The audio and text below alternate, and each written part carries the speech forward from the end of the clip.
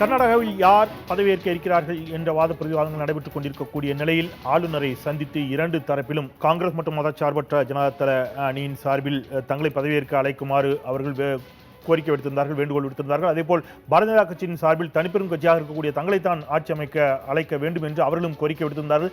இந்த நிலையில் ஆளுநர் மாளிகையில் இருந்து இன்னமும் உறுதிப்படுத்தப்பட்ட தகவல்கள் எதுவும் வெளிவராத நிலையில் கர்நாடக பாரதிய ஜனதா கட்சியுடைய எம்எல்ஏ சுரேஷ்குமார் தன்னுடைய ட்விட்டர் பக்கத்தில் தெரிவித்திருக்கக்கூடிய கருத்து, நாளை காலை 9:30 மணி அளவில் எடியூரப்பா முதலமைச்சராக பதவியேற்பார் என்ற ஒரு தகவலை பாரதிய ஜனதா கட்சியுடைய எம்எல்ஏ சுரேஷ்குமார் ட்விட்டரில் பதிவு செய்துள்ளார்.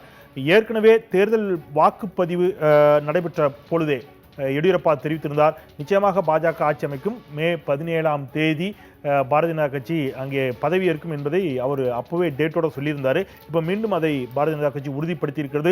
ஆளுநர் மாளிகையில் இருந்து இந்த தகவல்கள் வெளிவந்திருக்க வேண்டும். ஆனால் தற்போது பாரதிய ஜனதா கட்சியினுடைய எம்எல்ஏ ஒருவர் இதை வெளியிட்டிருக்கிறார். இது ஆளுநர் மாளிகையினுடைய அதிகாரப்பூர்வ தகவலாக எடுத்துக்கொள்ள முடியுமா என்ற கேள்விகள் இருந்தாலும் கூட மிக உறுதியாக பாரதிய ஜனதா கட்சியை ஆட்சி அமைப்பதற்கான வாய்ப்புகள் இருக்கின்றன. அவர்களைத்தான் ஆட்சி அமைக்க ஆளுநர் அழைப்பார் என்று விவாதத்தில் பங்கேற்றிருக்கக்கூடிய டாக்டர் சுமந்தும் ஒரு கருத்தை முன்வைத்திருந்தார். ஆட்சி அமைக்க அழைக்குமாறு காங்கிரஸ் மதச்சார்பற்ற ஜனதாதளம் சார்பிலும் ஏற்கனவே கோரிக்கை விடுக்கப்பட்டிருந்தது. அந்த கோரிக்கை நிராகரிக்கப்பட்டிருக்கிறதா என்ற கேள்வி இயல்பாகவே இங்கு எழுகிறது. ஆட்சி அமைப்பதற்கு பெரும்பான்மைக்கு தேவையான இடங்கள் கர்நாடகாவை பொறுத்தளவில் 113 இடங்கள், 2 தொகுதிகளில் இன்னும் தேர்தல் நடைபெறாத நிலையிலும் எடுத்துக்கொண்டாலும் கூட 112 இடங்கள் தேவை. 112 இடங்கள் தேவை என்ற இடத்தில் பாரதிய ஜனதா கட்சிக்கு தற்போது 104 சட்டப்பேரவை உறுப்பினர்கள் இருக்கிறார்கள். காங்கிரஸ் 78 உறுப்பினர்களோடு இருக்கிறது. மதச்சார்பற்ற ஜனதாதளம் மற்றும் அவர்களுக்கு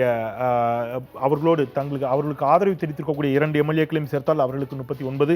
அந்த விதத்தில் 117 உறுப்பினர்களுடைய ஆதரவோடு காங்கிரஸ் மதச்சார்பற்ற ஜனதாதளம் பெரும்பான்மைக்கு தேவையான இடங்களை விட 4 இடங்கள் அதிகமாக பெற்றிருக்கக்கூடிய நிலையில் பாரதிய ஜனதா கட்சி நாளை ஆட்சி அமைக்க இருப்பதாக பாஜகவினுடைய எம்எல்ஏ ட்விட்டர் பதிவு செய்திருக்கிறார். இது அரசியலில் நொடிக்கு நொடி அங்கே ஏற்பட்டிருக்கக்கூடிய திருப்பங்களில் இது ஒரு அடுத்த கட்ட திருப்பமாக பார்க்கப்படுகிறது.